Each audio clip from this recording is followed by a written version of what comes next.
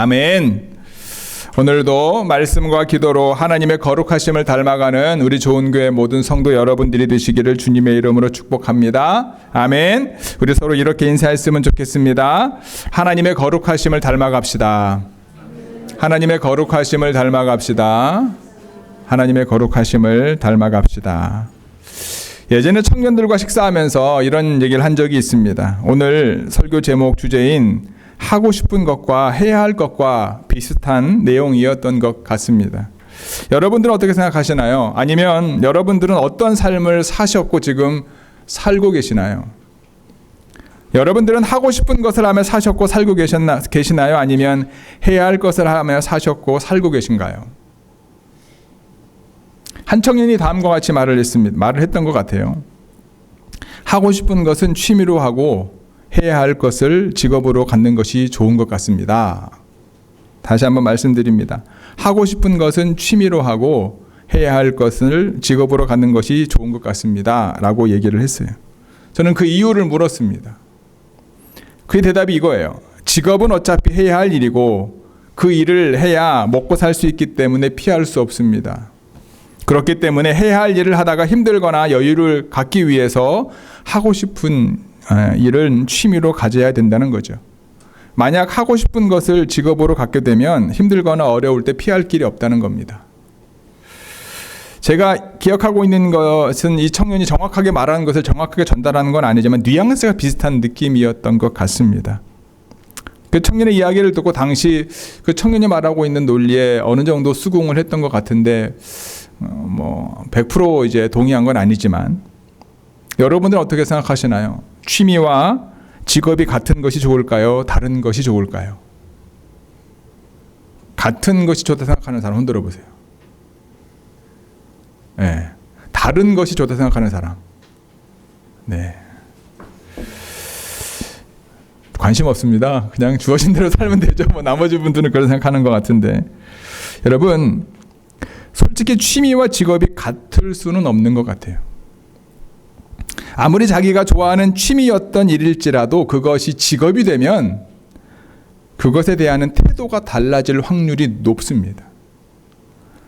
왜냐하면 그것을 통해 어떤 성과를 내야 되고요. 좋은 결과를 내야 되기 때문입니다. 그 일을 통해 이 땅에 살면서 필요한 것들을 마이크 하나 주실래요?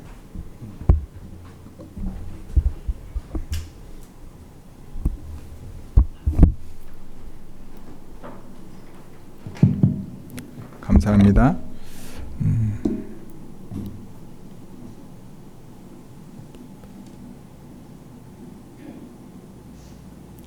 그러니까 일을 취미였다 할지라도 그것이 직업이 되면 그것을 통해서 이 땅에 살아가기 위해서 뭐를 해야 돼요? 이제 이문을 남겨야 되지 않습니까?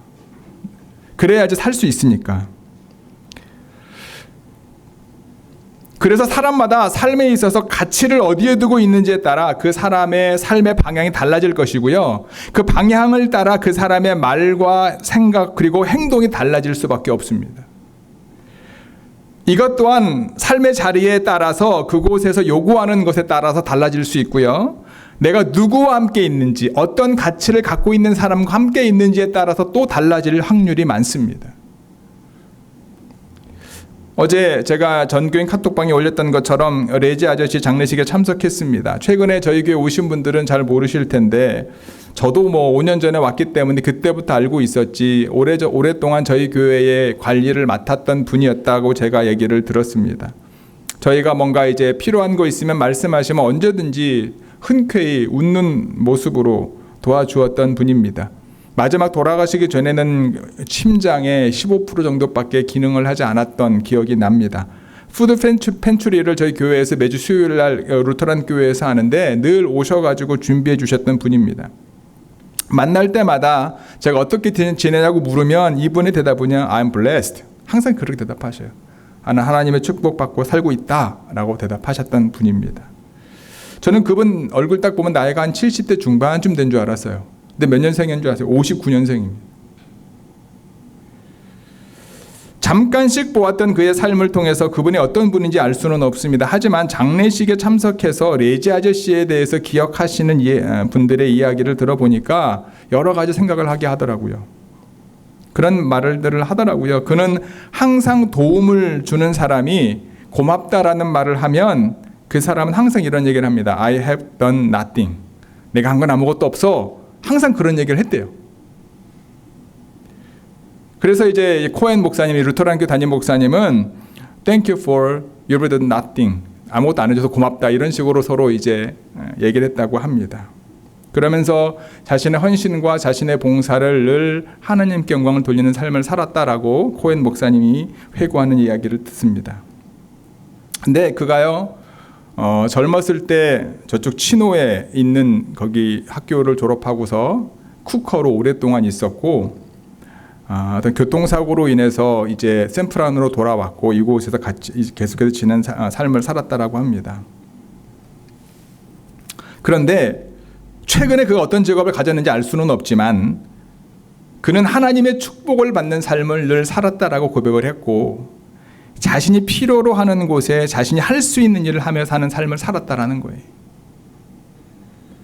그에게 있어서의 취미는 남을 도와주는 일이었고, 그에게 있어서의 직업도 아마도 누군가를 도와주는 일을 하지 않았을까 생각을 해보게 됩니다. 좋은 교회 성도 여러분, 여러분의 삶의 기준과 가치를 어디에 두고 있는지요? 이 땅에 살기 위해 필요한 것을 많이 주는 직업으로 삼고, 또 여러분들이 하고 싶은 것을 돈에 구애받지 않고 마음껏 하고 살고 싶은 것에 혹시 여러분들의 삶의 기준과 가치를 두고 있진 않는지요? 아니면 여러분들을 만드셨고 여러분들을 자녀 삼아 주셨고 구원해 주시고 영원한 하나님의 나라를 약속해 주신 하나님을 믿고 그분의 부르심을 여러분들의 삶의 기준과 가치를 두고 삶을 살고 있는지요? 오늘 주어진 본문 속에서 선지자 이사야의 고백을 통해서 하나님의 자녀인 우리가 어떤 삶을 살아가야 되는지에 대해서 고민해 보았으면 좋겠고요. 내가 내 삶의 가치를 어디에 두고 있는지 다시 한번 점검하는 시간 되었으면 좋겠습니다. 좋은 교회 성도 여러분, 첫 번째 여러분들 편안한 삶보다 거룩한 삶을 추구하시기 바랍니다. 우리 1절, 4절 같이 다시 한번 읽겠습니다. 시작. 우시야 왕이 죽던 해에 내가 본즉 주께서 높이 들린 보좌에 앉으셨는데 그의 옷자락은 성전에 가득하였고 스랍들이 모시고 섰는데 각기 6 날개가 있어 그 둘로는 자기의 얼굴을 가리었고 둘로는 자기의 발을 가리었고 그 둘로는 날며 서로 불러 이르되 거룩하다 거룩하다 거룩하다 만군의 여호와여 그의 영광이 온 땅에 충만하도다 하더라. 이같이 화답하는 자의 소리로 말미암아 문지방의 터가 요동하며 성전의 연기가 충만한지라. 아멘. 우시야 왕은 기원전 792년에서 740년까지 남유다를 다스렸던 11번째 왕입니다. 그가 죽었을 때 하나님으로부터 소명을 받은 선지자가 이사야 선지자입니다. 지난주에 말씀 나누었던 것처럼 아모스나 그리고 호세아와 미가와 같은 동시대의 인물입니다. 아모스 선지자와 다르게 이사야에 대한 출생이라든가 직업이라든가 그에 대해서 성경은 자세하게 기록하고 있지 않습니다. 오늘 본문에 등장하는 하나님께서 보여주시는 환상을 보고 스랍들의 대화를 통해서 우리는 이사야가 어린아이는 아니었을 것이다, 청년이었을 것이다. 그리고 그가 했던 예언들을 보면서 그가 하나님과의 대화 속에서 보면서 청년이었고 전체적으로 정세라든가 이런 것들을 볼 수 있는 눈을 가질 청년이었을 확률이 많다라고 우리는 이해할 수 있습니다. 오늘 본문에 등장하는 스랍들은 6 날개를 가지고 있다고 하죠. 2개로 펄럭거리면서 날고 있고 4개로 눈과 발을 가리었다. 하나님의 거룩함이 그만큼 거룩하다라는 것을 볼 수 있습니다. 그들의 역할이 무엇입니까? 스랍들의 역할은 무엇입니까? 거룩하다, 거룩하다 하나님을 찬양하는 거였습니다. 하나님의 거룩하심을 드러내는 것이 스랍들의 역할이었습니다. 하나님께서 높이 들린 보좌에서 스랍들이 찬양하는 것을 이사야에게 보여주신 것은 하나님께서 이사야를 부르신 분명한 목적을 말씀하기 위해서입니다. 이사야가 해야 할 것을 분명하게 하기 위해서입니다. 스랍스를 찬양한 내용은 아까도 말씀을 드렸던 것처럼 거룩하다, 거룩하다, 거룩하다. 만군의 여호와여 그의 영광이 온 땅에 충만하다입니다. 이 화답 속에서 연기가 자욱해지며 하나님의 은혜가 충만함을 경험하게 됩니다. 즉 이사야가 해야 될 사명이 무엇인가 하면 하나님의 거룩하심을 찬양하는 것이다라는 거예요. 하나님의 거룩하심을 찬양하는 것이 하나님의 사람인 이사야가 그의 삶의 목표로 삼아야 될 것이다라는 거예요. 그가 해야 될 것이 바로 이거다라는 겁니다. 하나님께서는요, 모세를 통해서 이스라엘 백성들에게 뭐라고 말씀하셨습니까? 레위기 말씀을 통해서 거룩하라 라고 말씀하셨어요. 우리 레위기 19장 1절 2절 볼까요? 시작. 여호와께서 모세에게 말씀하여 이르시되 너는 이스라엘 자손의 온 회중에게 말하여 이르라. 너희는 거룩하라. 이는 나 여호와 너희 하나님이 거룩함이니라. 아멘. 거룩함의 기준이 하나님입니다. 하나님께서 거룩하기 때문에 하나님의 백성들도 거룩한다, 거룩해야 한다라고 말씀하는 거예요. 여러분과 저도 하나님의 백성이지 않습니까? 아멘. 그렇다면 우리도 하나님의 거룩함을 닮아가야 된다는 거예요. 어떻게 하나님의 거룩함을 닮아갈 수 있을까요? 레위기 13장 13절 4절입니다. 같이 읽어볼까요? 시작. 너희 각 사람은 부모를 경외하고 나의 안식일을 지키라. 나는 너희 하나님 여호와니라. 너희는 헛된 것들에게 향하지 말며 너희를 위하여 신상들을 부어 만들지 말라. 나는 너희 하나님 여호와니라. 아멘. 하나님의 거룩하심을 닮아가는 삶은 하나님께서 모세를 통해서 이스라엘 백성들에게 말씀하셨던 것처럼 하나님의 명령과 하나님의 말씀을 따르는 삶을 통해 가능하다라는 겁니다. 하지만 이사야 당시에 하나님 이사야를 부를 당시에 이스라엘 백성, 하나님의 백성인 이스라엘 백성들은요, 하나님의 말씀을 따르지 않았었습니다. 우리 이사야 1장 2, 3, 4절 그리고 9절 함께 읽겠습니다. 시작. 하늘이여 들으라. 땅이여 귀를 기울이라. 여호와께서 말씀하시기를 내가 자식을 양육하였거늘 그들이 나를 거역하였도다. 소는 그 임자를 알고 나귀는 그 주인의 구의를 알건만은 이스라엘은 알지 못하고 나의 백성은 깨닫지 못하는도다 하셨도다. 슬프다 범죄한 나라요 허물진 백성이요 행악의 종자요 행위가 부패한 자식이로다. 그들이 여호와를 버리며 이스라엘의 거룩하신 이를 만홀히 여겨 멀리하고 물러갔도다. 아멘. 거룩하신 하나님을 만홀히 여기고 거룩하심을 닮아가야 될 하나님의 백성들이 오히려 하나님과 점점 멀어졌다라고 이스라엘 백성들에 대해서 말씀하고 있는 거예요. 이런 상황에서 하나님께서 이사야에게 하나님의 거룩하심을 찬양하는 스랍들을 보여주신 겁니다. 하나님과 상관없는 삶을 사는 사람들은 자신이 하고 싶은 것을 하면 돼요. 이 땅에서 자신이 원하는 삶을 살다가 죽으면 됩니다. 일하고 싶을 때 일하고요. 일하기 싫으면 그만두면 돼요. 먹고 살기 위해 일하고 여행 가기 위해 열심히 일합니다. 남 눈치 볼 일 없어요. 자신의 만족한 삶을 살면 됩니다.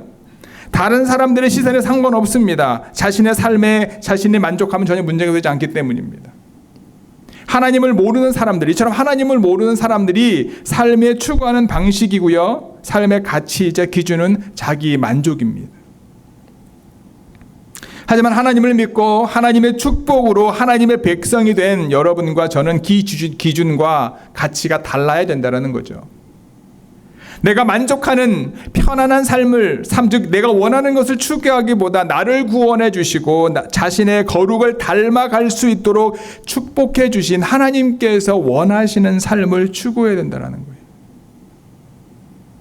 이것이 내가 해야 될 일이다라는 거예요. 다시 한번 저를 따라해 볼까요? 내가 해야 될 일은 하나님의 거룩하심을 닮아가는 것이다. 아멘. 하나님의 긍휼하심으로 아직 그의 심판이 이르기 전인 상황에서 이스라엘 백성들이 누리고 있는 은혜 가운데 그들은 자신의 문제가 보이지 않는 거예요.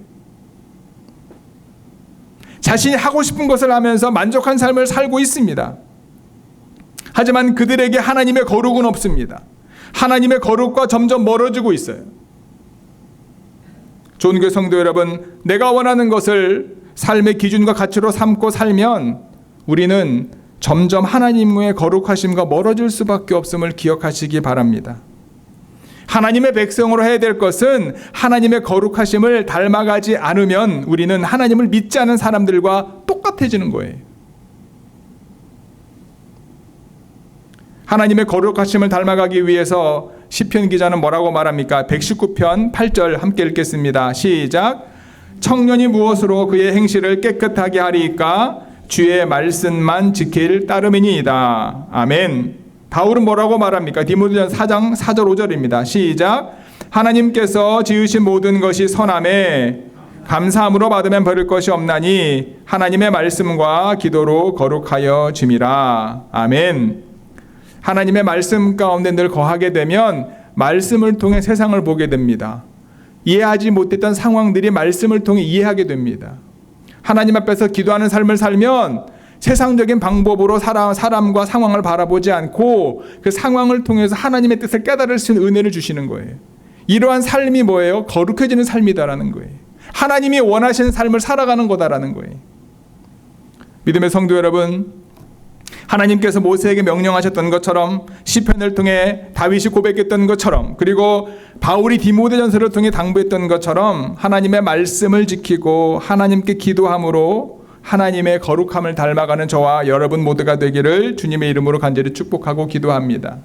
그러려면 여러분, 죄송한 말씀이지만 편안한 삶을 조금 지향해야 됩니다. 두 번째입니다. 내 삶의 주관자이신 하나님의 부르심에 순종하시기 바랍니다. 우리 5절부터 8절까지 말씀 함께 읽겠습니다. 시작. 그때 내가 말하되 화로다 나여 망하게 되었도다. 나는 입술이 부정한 사람이요 나는 입술에 부정한 백성 중에 거주하면서 만군의 여호와이신 왕을 배웠음이로다 하였더라. 그때에 그 서랍 중에 하나가 부젓가락으로 제단으로 집은 바 핀 숯을 손에 가지고 내게로 날아와서 그것을 내 입에 대며 이르되 보라 이것이 네 입에 닿았으니 네 악이 제하여졌고 네 죄가 사하여졌느니라 하더라.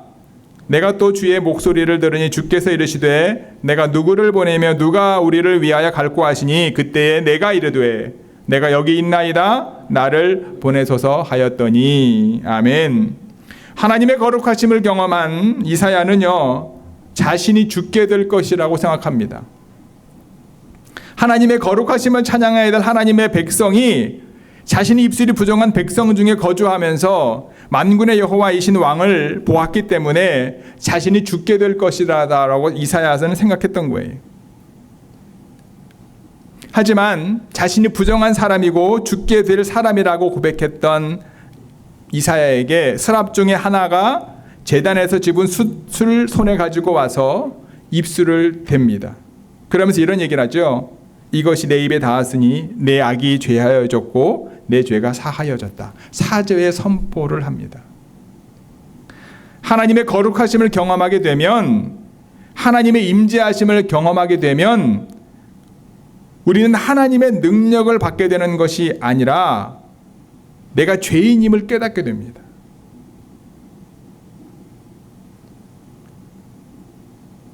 하나님의 거룩하심 앞에서 우리는 죽을 수밖에 없는 죄인임을 온전히 깨닫는 거예요. 우리가 신앙생활하면서 열심히 섬기고 봉사하면서 헌신하면 우리의 믿음이 성장하고 성숙하게 됩니다. 하나님께 기도하며 하나님의 말씀 가운데 순종하는 삶을 살게 되면 하나님의 비전이 나의 비전이 됩니다. 하나님의 성품이 내 성품이 되는 것을 경험하게 될 때가 많습니다. 그런데 여러분, 좋은 교회 성도 여러분, 우리가 정말 하나님의 임재하심을 경험하면서 하나님의 거룩하심을 닮아가는 가장 확실한 증거는 뭐냐면 하나님 앞에서 자신이 죽을 수밖에 없는 죄인임을 잊지 않는 거예요. 내가 죄인이라고 하는 사실을 자각하는 감각을 잊어버리는 순간 우리는 하나님의 거룩하심과 멀어질 수밖에 없는 거예요. 오늘 본문의 서랍 중에 하나가 제단에서 핀 숯을 가지고 이사야의 입술에 대어 사죄한 것처럼 죄인인 우리를 하나님 앞에서 보호해 주시고 사죄하실 수 있는 분은 바로 우리의 중보자 예수님밖에 안 계신 거예요. 예수님의 보혈만이 우리가 하나님 앞에서 찾아받는 유일한 길이다라고 하는 거예요. 내가 하고 싶은 것을 추구하는 삶의 끝은요, 하나님의 거룩하심과 멀어질 수밖에 없을 뿐만 아니라 하나님의 부르심에 반응할 수 없습니다. 자신의 죄인임을 잊어버리기 때문에 자신의 삶을 계획하고 자신의 계획을 이루기 위해 하나님을 이용하기도 합니다. 하나님의 긍휼하심이 아직 심판의 때가 이르지 않았음에도 불구하고 하나님의 축복인 걸로 착각하며 사는 삶을 살게 된다는 거예요. 하나님의 율법을 잘 지킨다고 생각하고 자신의 죄인임을 잊은 채 스스로를 의롭다고 여기며 살았던 바리새인들에게 예수님은 뭐라고 말씀하셨나요?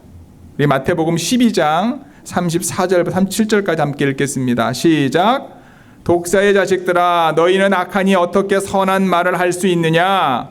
이는 마음에 가득한 것을 입으로 말함이라. 선한 사람은 그 쌓은 선에서 선한 것을 내고 악한 사람은 그 쌓은 악에서 악한 것을 내느니라. 내가 너희에게 이르노니 사람이 무슨 무익한 말을 하든지 심판날에 이에 대하여 신문을 받으리니 네 말이 의롭다함을 받고 네 말로 정죄함을 받으리라. 아멘. 예수님께서 책망하신 바리새인들은 하나님의 거룩하심을 추구했던 사람들이었습니다. 하나님의 거룩하심을 닮아가기 위해서 정해진 시간에 기도도 했습니다. 매주 금식했습니다. 하나님의 말씀을 연구하고 말씀대로 살려고 노력했던 사람들입니다. 이러한 노력과 삶은 스스로 기준에 더욱 거룩해지는 것처럼 보였습니다. 하지만 하나님의 거룩하심에 비하면 죄인임을 망각하게 되었던 거죠.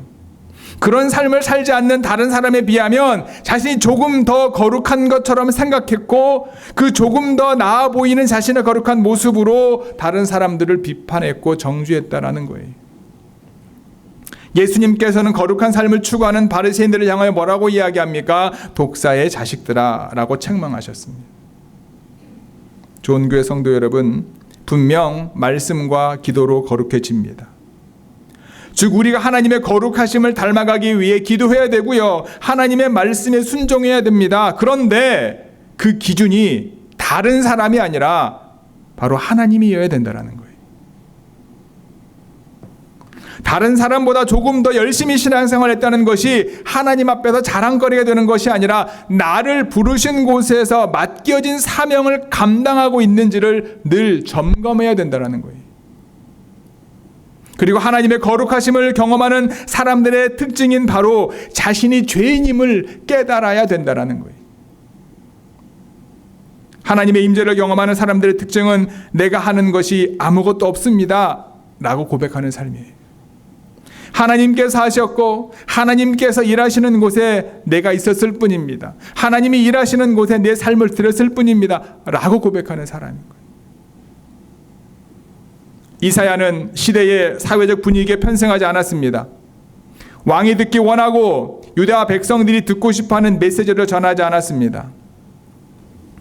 오히려 그는 내가 누구를 위하며 누가 우리를 위하여 갈꼬 라고 말씀하시며 부르시는 하나님의 부르심에 자신의 삶의 주권자이신 하나님의 부르심임을 깨닫고 뭐라고 고백합니까? 내가 여기 있습니다. 나를 보내시옵소서.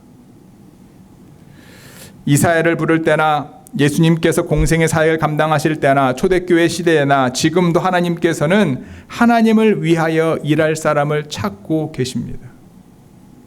세상의 가치를 가지고 자신이 원하는 것을 이루기 위해 하나님의 말씀을 필요로 하는 사람이 아니라 하나님을 위하여 해야 할 일을 할 사람을 지금도 찾고 계시다라는 말입니다.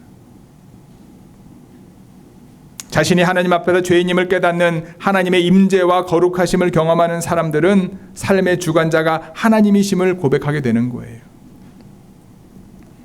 삶의 주관자 되신 하나님께 인생을 맡기게 되면 하나님이 인도하시는 길에 저 사람을 보내십시오가 아니라 저 집사님이 믿음이 좋으니까 저 집사님을 통해서 하나님이 일하시라고 그렇게 얘기하는 것이 아니라 나를 보내십시오. 내가 여기 있습니다. 나를 사용하십시오. 이 고백이 일어나게 된다라고 하는 겁니다. 저 사람이 아닌 내가 원하는 자리가 아닌 하나님께서 원하시는 내가 있어야 될 자리에서 하나님께서 맡겨주신 일을 감당하면서 하나님의 임재를 경험하며 하나님의 거룩하심을 닮아가는 우리 좋은교회 모든 성도 여러분들이 되시기를 주님의 이름으로 축복합니다. 아멘. 세 번째는요, 어떠한 상황 속에서도 그루터기로 남아있기 바랍니다. 우리 서로 인사했으면 좋겠습니다. 우리 하나님이 원하시는 그루터기로 남아있읍시다. 그루터기로 남아있읍시다. 아멘. 우리 9절, 10절, 13절 말씀 읽겠습니다. 시작. 여호와께서 이르시되 가서 이 백성에게 이르기를 너희가 듣기는 들어도 깨닫지 못할 것이요 보기는 보아도 알지 못하리라 하여 이 백성의 마음을 둔하게 하며 그들의 귀가 막히고 그들의 눈이 감기게 하라 염려하건대 그들이 눈으로 보고 귀로 듣고 마음으로 깨닫고 다시 돌아와 고침을 받을까 하노라 하시기로 그 중에 10분의 1이 아직 남아있을지라도 이것도 황폐하게 될 것이나 밤나무와 상수리나무가 배임을 당하여도 그 그루터기는 남아있는 것 같이 거룩한 씨가 이 땅의 그루터기니라 하시더라. 아멘. 이 말씀을 읽다 보면 이게 무슨 뜻이지라고 의문이 갑니다. 선지자를 부르시는 목적이 하나님의 백성들의 죄를 깨닫게 하시고 죄를 회개해서 하나님께로 돌아오라고 하는 것인데 본문 말씀은 오히려 하나님의 백성들이 눈과 귀가 가리어서 하나님의 말씀을 전해도 깨닫지 못하게 할 거라고 하는 그런 말씀을 지금 전하고 있는 거지 않습니까? 이 이야기를 들은 이사야가 놀라지 않습니까? 어찌 보면은. 그래서 왜 그래야 됩니까? 라고 묻기보다는 언제까지 그래야 됩니까? 라고 묻지 않습니까? 그 언제까지가 언제까지죠? 하나님의 때가 이를 때까지. 이런 상황성을 우리가 이해할 필요가 있습니다. 왜냐하면 우리가 보통 하나님의 사람을 부를 때, 선자를 부를 때 하나님 선자를 부르시고 난 다음에 그 선자를 통해서 말씀하시기를 원하시는 것을 예언하지 않습니까? 근데 이사야서 말씀은 1장부터 5장까지 벌써 예루살렘이라든가 나라에 대해서 예언을 하고 난 다음에 6장이 돼서야 하나님이 그를 부르시거든요. 왜 그랬을까라고 우리가 의문을 가질 수 있지 않습니까? 예를 들면 이럴 수 있는 거예요. 어떤 음식이나 상황에 대한 트라우마가 있는 사람이 있다 가정해 봅시다.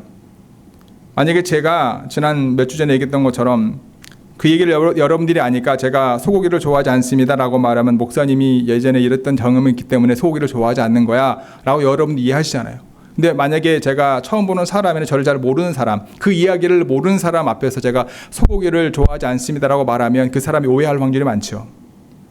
제가 중고등학교 때 섬겼던 그 교회의 담임 목사님 사모님은 절대 소고기만 드십니다. 그럼 여러분들은 왜 사모님 소고기만 드셔? 라고 지금 그런 질문이 확 올라오지 않습니까? 근데 그분은 그런 신앙의 고백의 삶을 사시는 분이에요. 소고기를 매일 먹은 게 아니라 기회가 되면 먹는 거지 돼지고기나 성경의 부정한 음식들은 안 드시고 말씀대로 살려고 애를 썼던 분이에요. 그 사모님은요 주일날 절대 돈을 안 씁니다. 그러니까 그 나름대로 하나님의 말씀을 지키는 삶의 모습으로 그 모습의 결과로 소고기를 먹지 않는다라고 하는 건데 우리는 그 사모님은 소고기를 안 드셔라고 말했을 때 이해할 수 있는 이해폭이 좁은 거죠. 어찌 보면 이사야를 통해서 1장에서 5장까지를 통해서 지금 이스라엘의 현 상황에 대해서 하나님께서 말씀하시고 먼저 그와 같은 것들을 깨닫게 하시고 난 다음에 이제 더 이상 하나님의 국률의 때가 이제 지나갈 거다.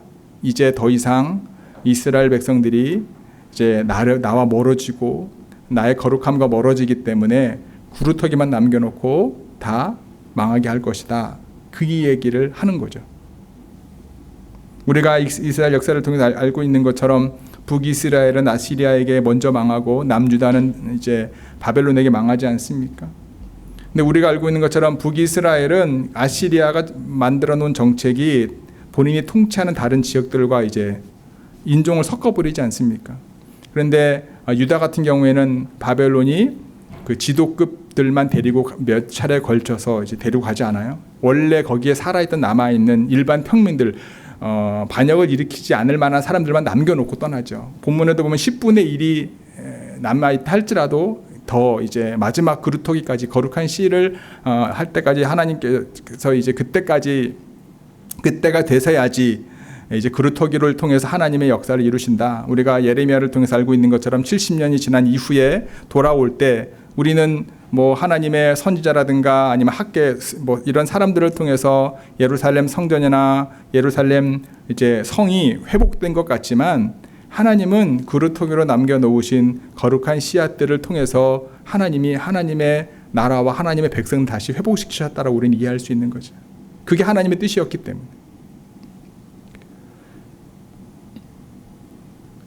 아까도 말씀을 드렸던 것처럼 나라 잃어버렸습니다. 지도자들이 다 사라졌어요. 남아있는 것은 이제 정말로 아무것도 할 수 없는 평민 중에 평민밖에 남아있지 않은 상태인데 하나님께서는 그들을 통해서 하나님의 백성을 끝까지 지키시고 보호하셨다라는 거예요. 우리에게 주어진 상황이 어떠합니까? 여러분, 우리가 살고 있는 삶의 모습은 어떠합니까? 어떤 마음을 가지고 어떤 믿음을 가지고 우리가 살아가야 되겠습니까? 심지어 교회 안에서도 그렇고요. 믿는 사람들끼리 만나고 이야기하더라도, 그리고 저도 이제 목회자로서 이제 샌프란 지역에 있는 목사님들이라든가 다른 목사님들을 만나게 되면 이제 옛날에 정말 열심히 기도하고 열심히 전도합시다. 어떻게든 하나님 앞에서 이런 말보다는요. 어떤 말을 더 많이 할까요? 여러분은 어떤 말씀을 더 많이 나누세요? 실패감에 대한 얘기, 좌절감에 대한 얘기, 힘듦에 대한 얘기를 더 많이 하더라고요. 보니까. 근데 여러분, 그것이 우리의 진이 되고 그것으로 인해서 하나님의 어떠한 기대함과 소망함, 하나님이 회복시키실 것에 대한 기대함과 소망보다 더 나도 모르게 내 마음이 불편해지고 어려움을 겪게 되는 경우가 많더라고요.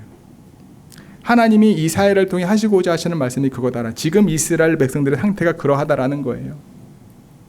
하지만 끝이 아니다. 그게 하나님이 남겨놓은 거룩한 씨인 그루터기를 통해서 회복시키실 것이다.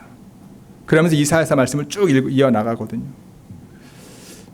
저 여러분들의 삶의 모습, 주변의 상황과 환경이 어떠하다 할지라도 우리가 부정적인 말과 또는 우리가 눈에 보이는 것을 분석하고 해석하기보다 하나님의 말씀을 맡은 자들이 되었으면 좋겠습니다. 하나님이 원하시는 그루터기로 거룩한 씨앗으로 남아있기를 원합니다. 그래서 하나님이 하나님의 어떤 부흥과 하나님의 역사를 일으키실 때 이름도 없고 빛도 없지만 그 과정 속에서 하나님 앞에 쓰임받을 수 있는 저와 여러분 모두가 되기를 주님의 이름으로 간절히 축복하고 기도합니다. 믿음의 성도 여러분, 이제 어떤 삶을 살기를 원하시나요? 하고 싶은 대로 살기를 원하시나요? 해야 될 것을 내 삶의 가치를 갖고 살아가기를 원하시나요?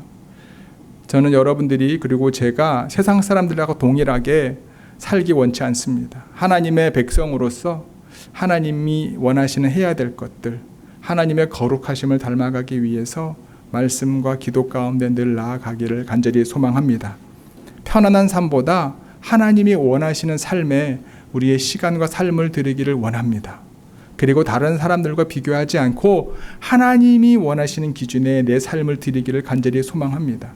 끝까지 상황과 환경이 어떠하든지 간에 거기에 내 마음을 빼앗기는 것이 아니라 나와 함께 하시는 그 하나님, 나에게 말씀하시는 그 하나님, 그 하나님의 말씀 붙잡고 승리하는 저와 여러분 모두가 되기를 주님의 이름으로 간절히 축복하고 기도합니다. 아멘. 기도하시겠습니다.